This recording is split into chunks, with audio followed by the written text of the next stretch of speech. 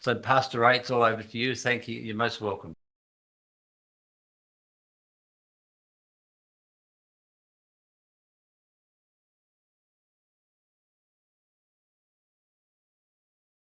I've got a soft voice. Can you hear me? Yes. Oh, that's good. Yeah, look, thanks, Claude. Thanks for the invitation. May the peace of Christ be with all of us today. Yes, I've had a long relationship with Claude. The church over there in Erskineville has been one of the main churches that we use for our funerals here in our city. And so we're always so very thankful for Claude.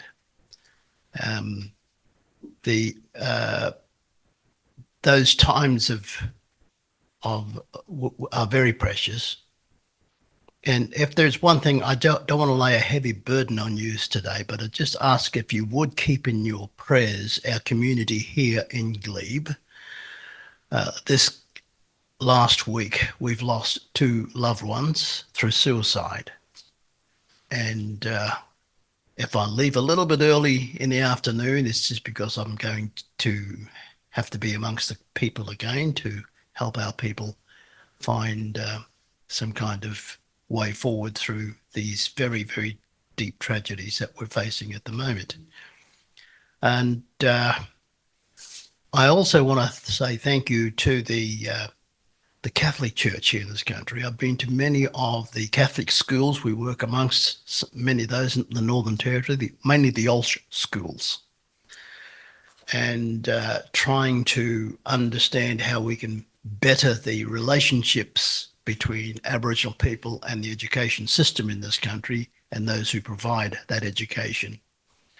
And I've also had the opportunity once, the privilege, the honour of meeting Pope John in his residence there in Rome. And that was a real privilege for me to have a private audience with our dear brother.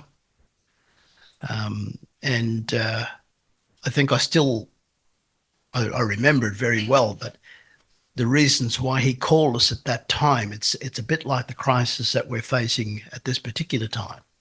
As you recall, back in the 2000s, the whole world was looking at globalization and where we were heading as a people and as a nation, even as a global community. Globalization and its impact was a very strong burden on his spirit, and so he called the world together, all the cardinals and the priests and the bishops, and I had the opportunity to come with them to speak about these issues about globalization, its impact upon all peoples, especially those who are marginalized. It was a wonderful opportunity, and I'm very, very thankful for those opportunities that I've had. But today, I should say, I've done something a little bit silly. I've given myself a topic that is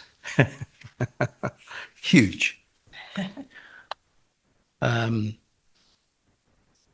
want to talk about leadership and reconciliation. To me, reconciliation is one of the most important, most serious challenges that we face. I was in Geneva this time last year. I was at the World Trade Organization, and I, along with our family from New Zealand as well as from Canada, were lobbying our governments to say, where's our opportunity to be a part of the international trade when we know that the resources that are coming out of my country we don't have any access to or we don't get any benefits from, and for many of us we knew it was destroying us. And we saw our intellectual property being stolen and used in so many different ways, and we were trying to figure out how we could have an opportunity to do something about that. And so we went and lobbied them in Geneva. And it was the Canadian ambassador, Theodore No, her last name was Theodore. A lovely lady. Her origins come from the Caribbean, so she was blacker than me, from Canada. And well, she was just so warm and opening and invited us in. And I pulled her aside for just a moment, and I said to her, "Sis, what do you think is the most serious issue facing humankind on our little planet today?" Just a simple question. In an instant, she said, "Ray, the most important issue that we're facing is trust. We just don't trust each other anymore. Nations don't trust nations. Institutions don't trust institutions. The community don't trust the institutions and the politicians. At the heart of it all is trust."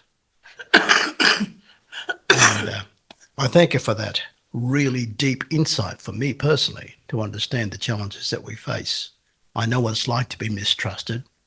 We've had over 200 years of being mistrusted and not being accepted and brought into. And so reconciliation is a key mission, I guess, and a role that we have to play every day of our lives, whether we like it or not. And here in Australia, we have a reconciliation council. We're one of the very few countries on the planet that actually tries to take it a little bit more seriously and has a reconciliation council. Now, the South African government did have one. They had a Truth and Reconciliation Council as well to try to bring about a political as well as a social reconciliatory process for their country. Canada has the same with its Indigenous peoples. New Zealand, they're going through some struggles with this now. And so when I look around the world where colonisation has taken place, reconciliation is the key for us to try to figure out what are we going to do and how are we going to do it. And I mean, we can't forget the issues that we're confronted with today.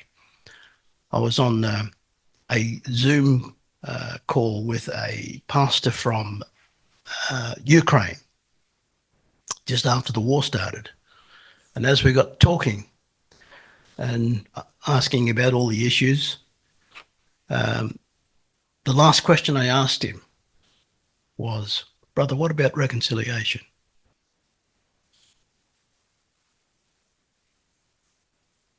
He went silent. And I guess we could ask these questions right throughout the world, even in a country like Gaza or Israel. What about reconciliation? I sent an article to Claude about a year-long dialogue that we're having here at our Scarred Tree Ministries about leadership. Because before the referendum, I saw all these beautiful young, up-and-coming young Aboriginal people, leaders. Wow, isn't this amazing? But I did have to ask them in that process before the referendum, saying, what would happen if the vote goes against us? And they were aghast. So no, uncle, that can't happen. It's going to be yes. The result turned out negative. And what I noticed is that those leaders, even our older leaders, disappeared. And we're left now with this question of where are we heading? How do we get back to self-determination? All of those kind of very important key issues. And I was talking to some of the young men yesterday about this. I said, there's two things that we've got to focus on now as Aboriginal and Torres Strait Islander peoples. The first is land rights. Not just our own political land rights, but the land has rights. And we can't continue to destroy it as we are now. That's land rights. It's a full package. For God so loved the world. That's why he gave his son, to restore everything. The second thing that I said to the young fellas is that it's not just only land rights, but it's also human rights. They're the two major issues that we need to focus on. And it's something that we've been fighting for since day dot here anyways, since 1788, land rights and human rights. So let me talk to you a little bit about leadership and reconciliation. I do have a text, but I won't read it to you. It's from Exodus chapter 3, verses 1 to 14. As you know, it's about the call of Abraham when he saw Moses, get my leaders mixed up here. Moses, when he was there on the mountainside and he saw this burning bush, and he goes over to see what's going on, and God said, take off your shoes, this is a holy place. That's a place of his calling, Abraham's calling. And it's a place of destiny for Moses too. So when I look at this here from an Indigenous perspective, I see so many Indigenous meanings and symbols and a whole range of other things. And so I just want to have a bit of a look at this particular passage, or this story really, from a leadership reconciliatory process. I'm also now a good friend of the Archbishop of Canterbury, and he came over last year, I think it was, and came to our Scarred Tree ministry there and awarded us with an international award for my work in reconciliation. And he also has a study on reconciliation at community level. It's very difficult to find good Bible studies on reconciliation, but he had one, but he didn't call it reconciliation. He called it difference, that we can work through our differences. And so he brings in stories from our story from Australia, as well as stories from Gaza and from Africa and from other places around the world to tell us stories, which is a better way of trying to understand what reconciliation means or is, or how we can start to practice it. And in his program or his studies called Difference, which you can do online, he comes up with 3 habits. And if we're going to go forward in the world of reconciliatory processes, as well as trusting each other, these are the 3 habits that he recommends that we look at. The first one is be curious. The second one is be present. And the third is reimagine. Reimagine. Be curious means to listen to other people's stories and see how the world looks through their eyes. Be present means to encounter others with authenticity and confidence. And to reimagine is to find hope and opportunity in the places where we long to see change. And as I go through this story, just remember those 3 beautiful, powerful habits that you'll see in this particular story. I want to also look at this through 3 different discourses. And I use the word discourses because discourse are collective voices. They're not individual voices, but collective voices. The Black Lives Matter, a collective voice. The Aboriginal collective voice. The Church's collective voice. Pax Christi's collective voice. And what is it saying in this particular story? So what is the discourse of the power, the people in power in this story? What is the collective discourse, or the discourse of the people without power?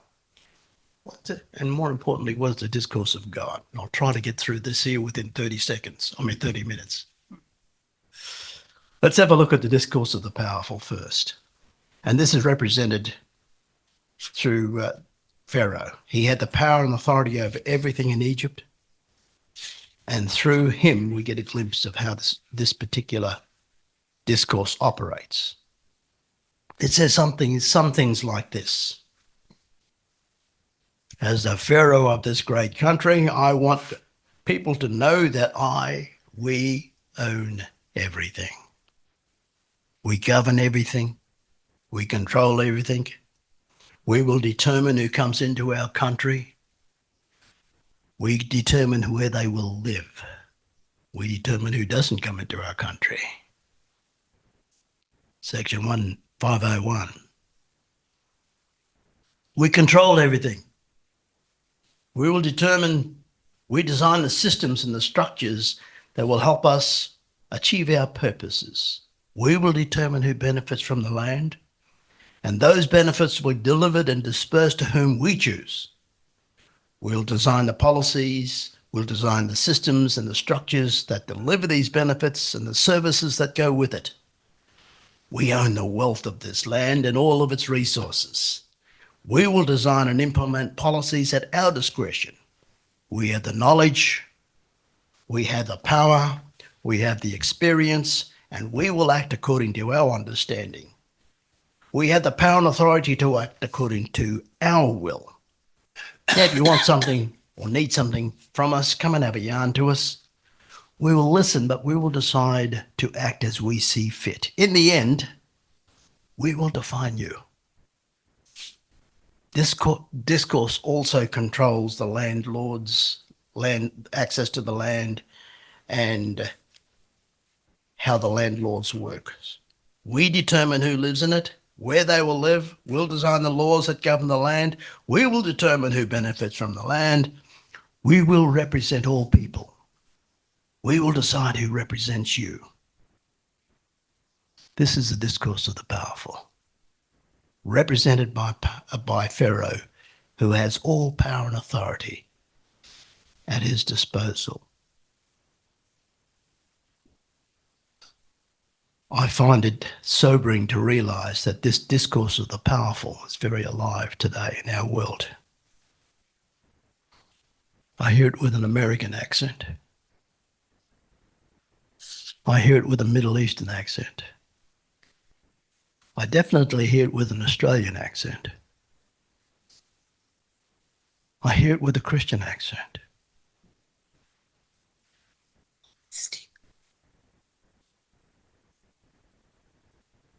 And I definitely hear it from a religious accent too.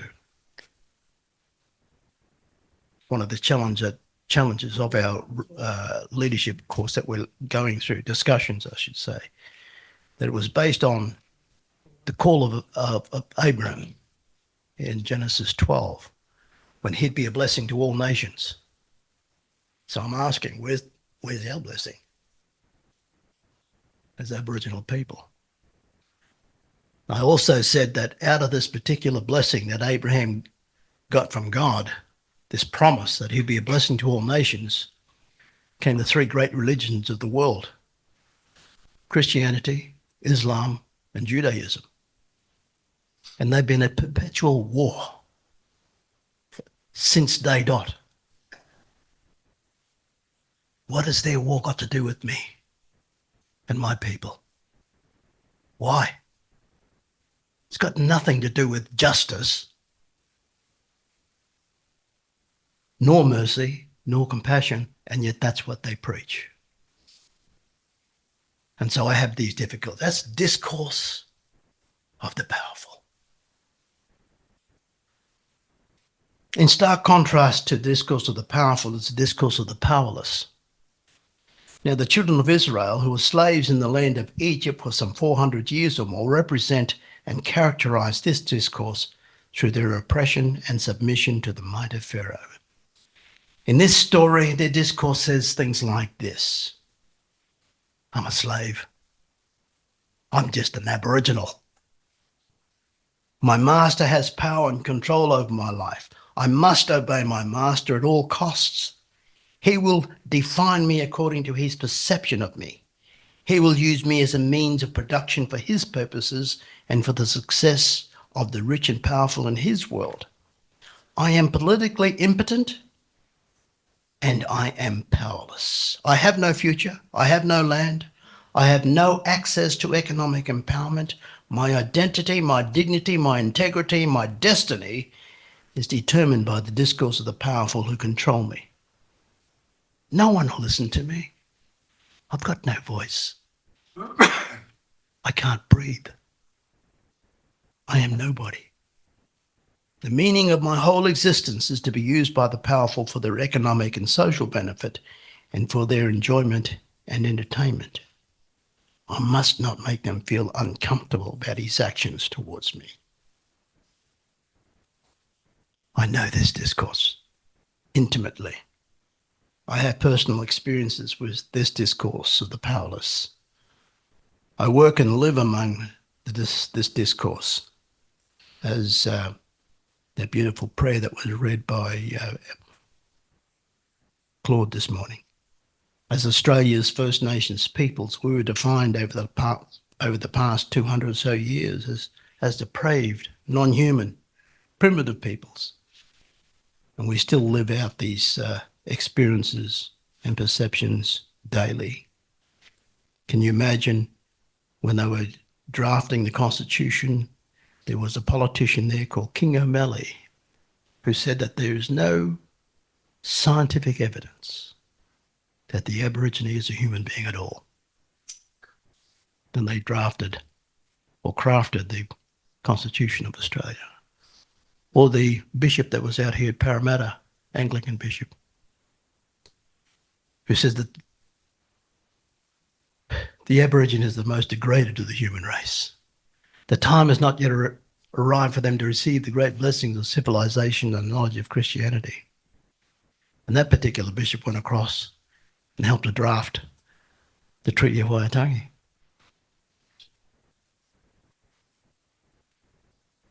The discourse of the powerful. And I'm reminded of a powerful quote by a black South African writer and activist, Steve Biko, who once said that the most potent weapon in the hands of the oppressor is the minds of the oppressed. When the powerful can capture a person's mind and the limitations of personal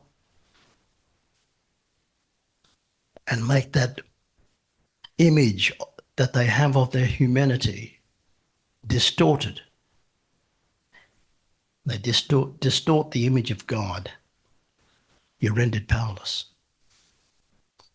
And I see this in the position of the slaves. I see this among my people. I see this among so many peoples in our world today. And I hear this discourse so many times.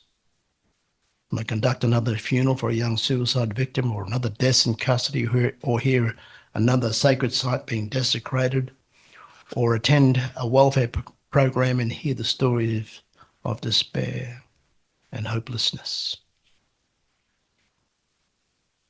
But the third discourse in this story is the discourse of God. What is God saying in this discourse?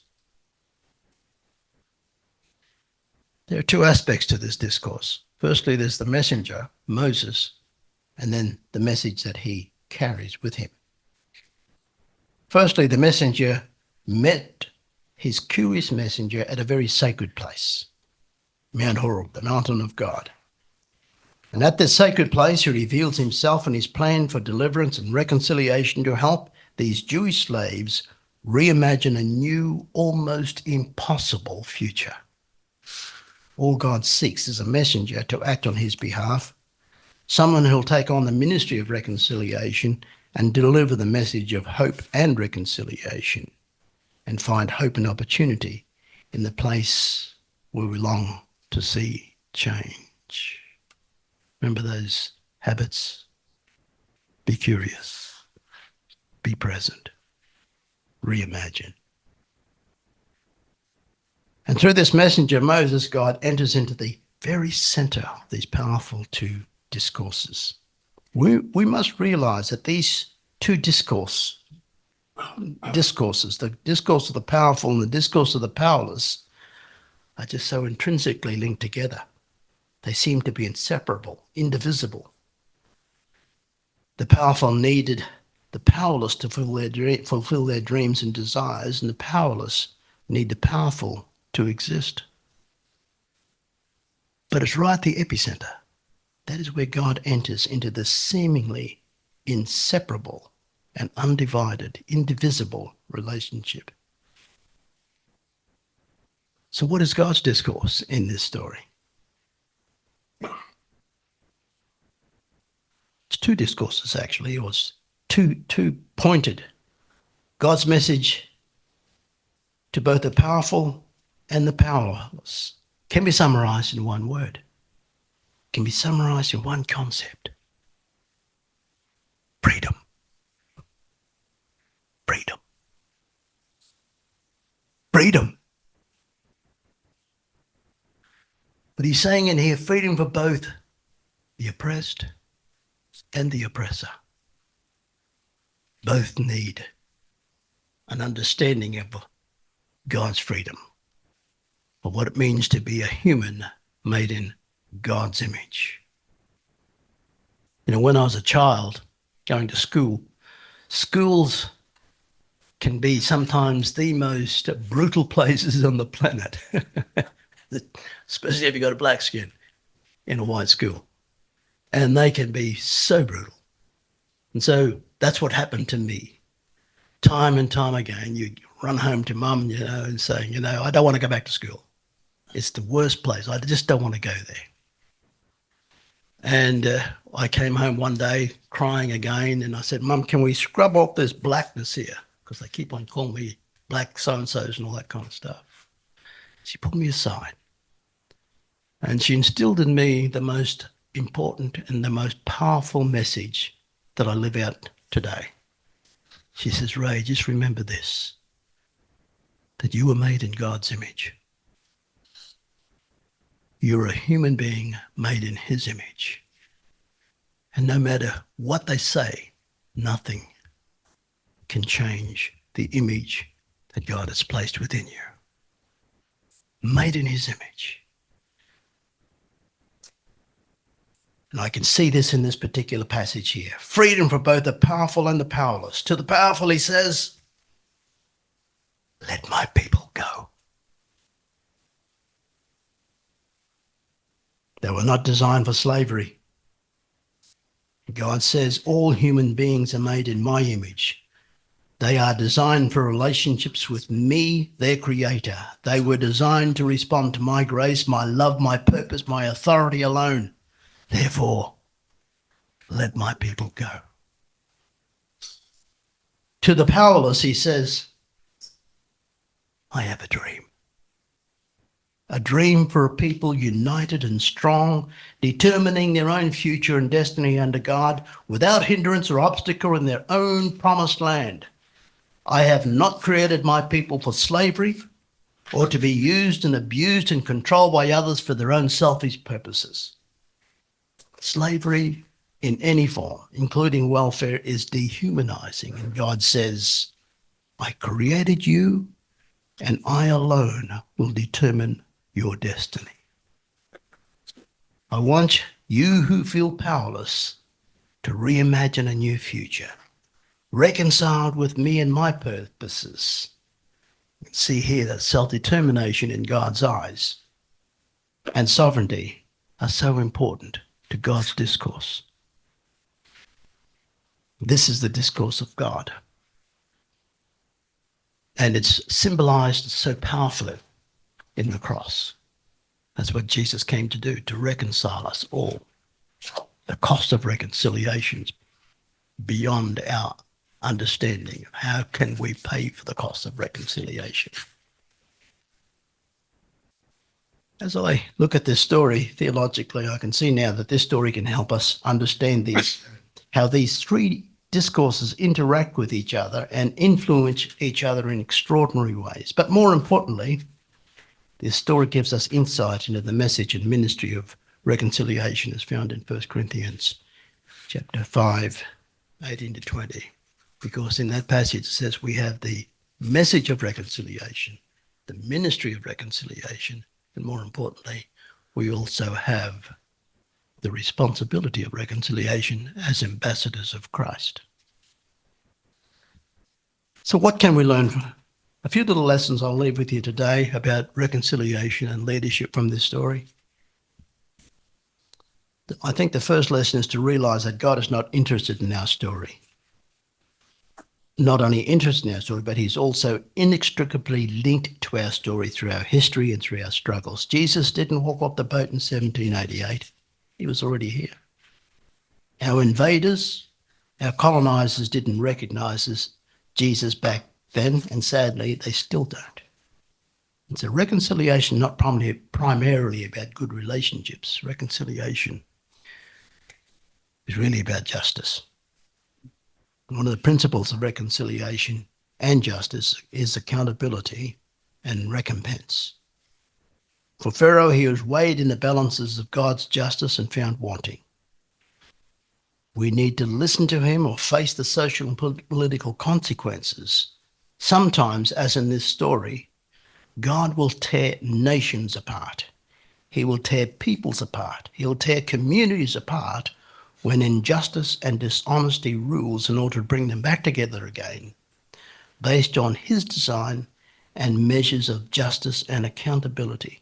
When he is ready, he determines the process of reconciliation between nations and peoples. There's one stanza in James Russell Lowell's poem, a good poem called The Present Crisis. I don't know if you've read it, but it's a really good present day poem. But one stanza says this: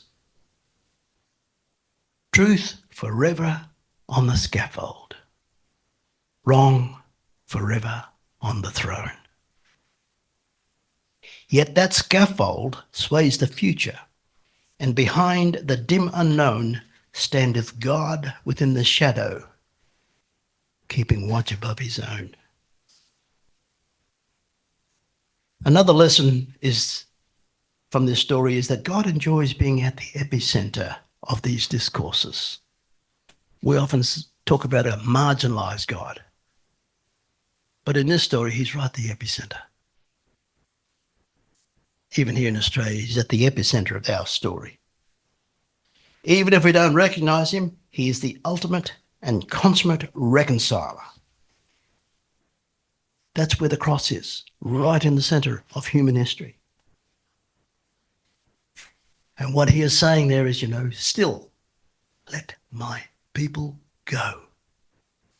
And to the powerless, he says, I still have a dream for you, a dream of a better future that we can reimagine together.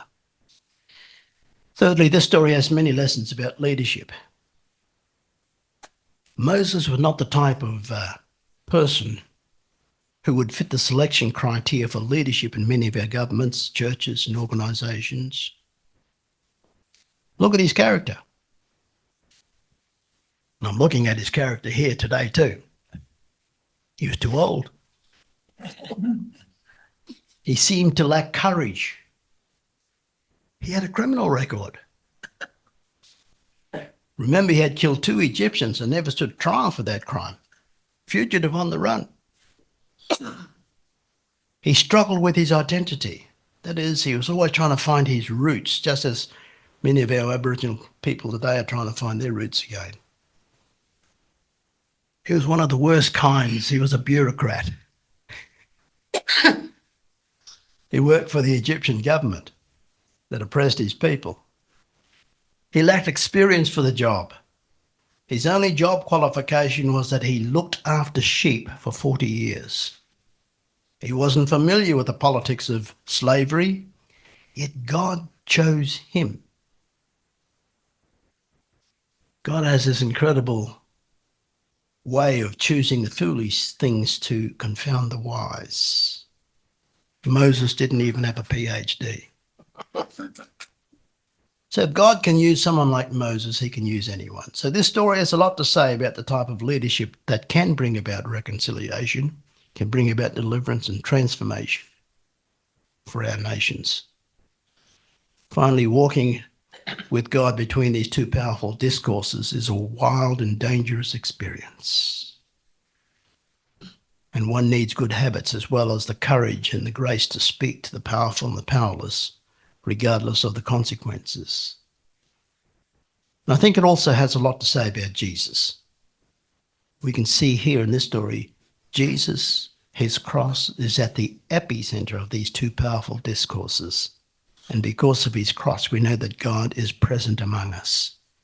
Our Creator loves to be in the center of complex situations. And through the cross, he's still at the epicenter of human history. His spirit is always still searching for ordinary people who are willing to do extraordinary things with him. We know that there are too many pharaohs in our world today, and because of them, we have too many disenfranchised, marginalised, and powerless people. If we want to find God in the center of situations like this, perhaps we should be looking for old men with walking sticks instead of young men with rifles. I started this message with that proposition about these three habits that the Archbishop of Canterbury has given us. Needed for reconciliation. They are: be present. You can see it in this story. Be curious. You can see it in this story.